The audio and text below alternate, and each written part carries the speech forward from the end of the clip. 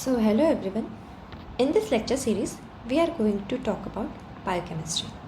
Biochemistry CSI net exam के point of view से एक बहुत ही इम्पॉर्टेंट यूनिट है. तो स्टार्ट करने से पहले हम एक ओवरव्यू देख लेते हैं कि बायोकेमिस्ट्री एग्जैक्टली में होता क्या है.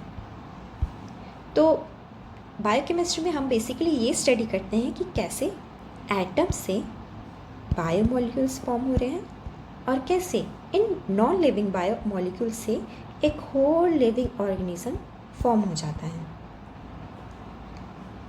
बायोमोलिक्यूल्स ये भी डिस्कस करता है कि कैसे सेल्स न्यू सेल्स को जनरेट करते हैं या फिर डिस्ट्रॉय करते हैं, या सेल्स कैसे एनर्जी फॉर्म करते हैं या स्टोर करते हैं. बायोकेमिस्ट्री बेसिकली केमिस्ट्री को बायोलॉजी से लिंक करता है. तो ये एक शॉर्ट ओवरव्यू हो गया कि बायोकेमिस्ट्री एग्जैक्टली में होता क्या है. अब हम ये देख लेते हैं कि CSI नेट एग्ज़ाम में बायोकेमिस्ट्री के कौन कौन से टॉपिक्स आते हैं. तो हम जो टॉपिक डिस्कस करने वाले हैं ये बेसिकली CSI नेट एग्ज़ाम का सिलेबस ही है, जो कि आपको मिलेगा CSI नेट के यूनिट 1 में. सिलेबस में यूनिट 1 में आपको ये सब टॉपिक्स मिल जाएंगे. तो हम जो डिस्कस करने वाले एक शॉर्ट ओवरव्यू देखने वाले कि structure of atoms, molecules and chemical bonds.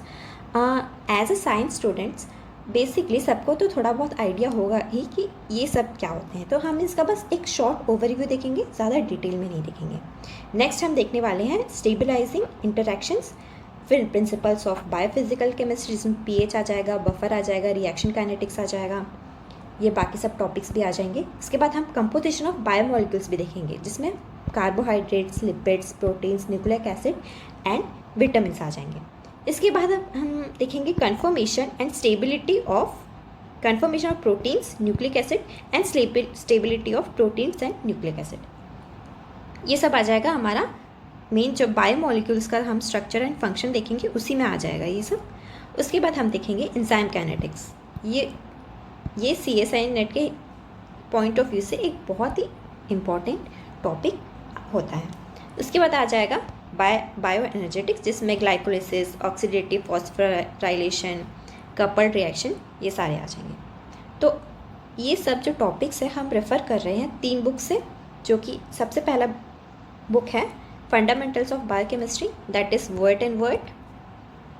Second है Lehninger's principle of biochemistry and third है हार्पर्स इलस्ट्रेटेड बायोकेमिस्ट्री. तो अगर आप बुक को ये रेफ़र करना चाहें तो आप ये 3 बुक्स रेफ़र कर सकते हैं. तो पहला टॉपिक जो हम डिस्कस करने वाले हैं वो है structure of atoms, molecules and chemical bonds. ये टॉपिक हम उतने डिटेल में नहीं डिस्कस करने वाले क्योंकि आई होप सबको इसका आइडिया होगा ही कि आखिर में ये होते क्या हैं. तो atoms as we already know that ये बेसिक यूनिट होते हैं मैटर के. इसमें प्रेजेंट होते हैं proton, neutron and electron and different atoms आपस में इंटरेक्ट करके फॉर्म करते हैं मॉलिक्यूल्स. और ये जो इंटरेक्शन है जो कि अट्रैक्टिव फोर्स होता है वो होता है केमिकल बॉन्ड्स. अगर हम केमिकल बॉन्ड्स को क्लासिफाई करना चाहें कि डिफरेंट टाइप्स में, तो वो होता है covalent bond, ionic bond and metallic bond. Covalent bond में इलेक्ट्रॉन का शेयरिंग होता है एटम्स के बीच. आयनिक बॉन्ड में इलेक्ट्रॉन ट्रांसफ़र होते हैं from one atom to other atom. And metallic bond में एटम्स जो हैं वो प्रेजेंट होते हैं इलेक्ट्रॉन के C में. तो इसमें एटम्स जो हैं मोर देन 1 इलेक्ट्रॉन के बीच में शेयर होते हैं, मोर देन 2. ओके, ये एक शॉर्ट ओवरव्यू था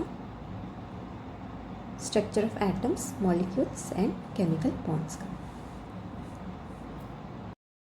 ओके, तो नेक्स्ट पार्ट हमारा आता है स्टेबलाइजिंग इंटरेक्शंस। ये जो इंटरेक्शंस होते हैं वो बायोमॉलिक्यूल्स को 3D एंड क्वाटरनरी स्ट्रक्चर में स्टेबिलिटी प्रोवाइड करने में हेल्प करते हैं। हमने देखा था केमिकल बॉन्ड में कि कोवेलेंट इंटरेक्शंस होते हैं और उसके अलावा हमने अदर 2 देखे थे। कोवेलेंट इंटरेक्शन काफ़ी स्ट्रॉन्ग होता है। इसके अलावा और एक टाइप के इंटरेक्शन होता है जिसको वीक इंटरेक्शन बोलते हैं। वीक इंटरेक्शंस इसमें आ जाता है नॉन कोवेलेंट बॉन्ड। इसमें ना तो इलेक्ट्रॉन का शेयरिंग होता है, ना ही इलेक्ट्रॉन का ट्रांसफ़र होता है। ये टेम्पररी बॉन्ड्स होते हैं और ये बायोमॉलिक्यूल के स्ट्रक्चर को स्टेबिलिटी प्रोवाइड करने में हेल्प करते हैं।